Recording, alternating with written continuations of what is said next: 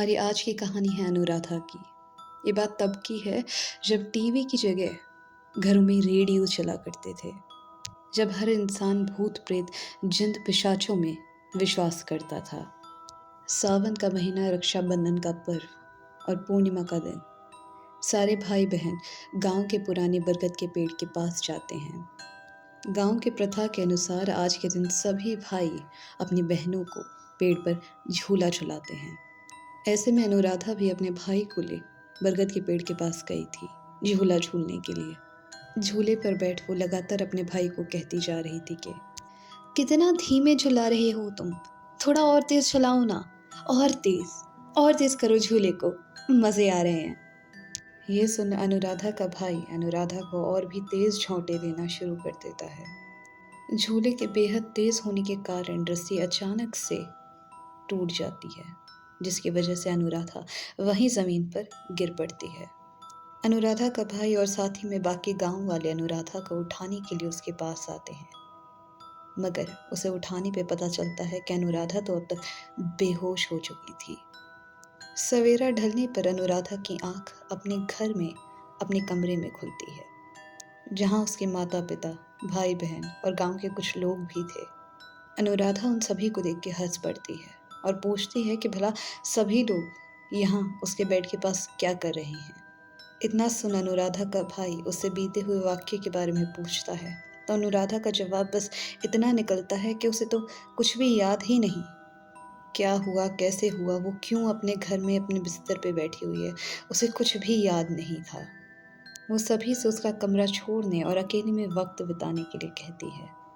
वो कुछ पल अकेले अपने कमरे में गुजारना चाहती थी। अभी तक हर किसी को अनुराधा का व्यवहार नॉर्मल लग रहा था, मगर ये जानने में ज़्यादा दिन नहीं बीतते कि उसके साथ कुछ तो गलत घटित हो रहा था।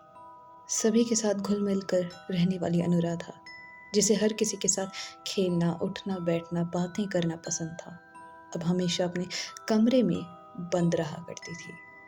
नहा धो उसका सारा दिन अपने कमरे में ही बीत जाता था। ना तो वो खाना खाती और ना ही पानी के लिए कमरे से बाहर निकलती, और यदि कोई उसके दरवाजे को खटखटाता भी तो वो दरवाज़ा खोलने के लिए मना कर दिया करती थी। मगर सबसे अजीब बात तो ये थी कि अकेले होने के बावजूद हमेशा ऐसा लगता मानो अंदर से कोई आवाज़ आ रही हो, मानो अनुराधा किसी आदमी से बातें कर रही हो।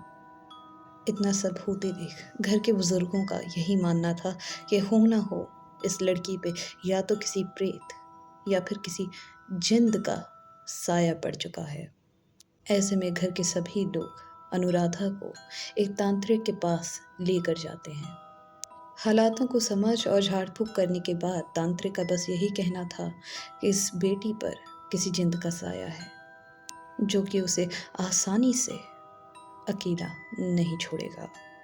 जिन से छुटकारा पाने के लिए तांत्रिक के पास सिर्फ एक ही उपाय था कि किसी भी तरह उस जिंद को वो अपने वश में कर एक मटकी में डाल किसी चौराहे पर गाड़ दे।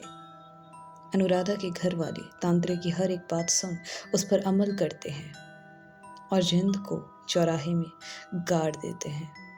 आखिरकार अनुराधा भी पहले की तरह हो जाती है। अब वो अपने कमरे में ना रहकर सभी से घुलने मिलने लगी थी। सब कुछ पहले जैसा हो जाता है, सिवाय उस सड़क के जहां आज भी उस जिंद की पुकार सुनाई देती है, जहां वो सिर्फ एक ही चीज दोहराता है कि बाहर निकालो, बाहर निकालो, मुझे बाहर निकालो।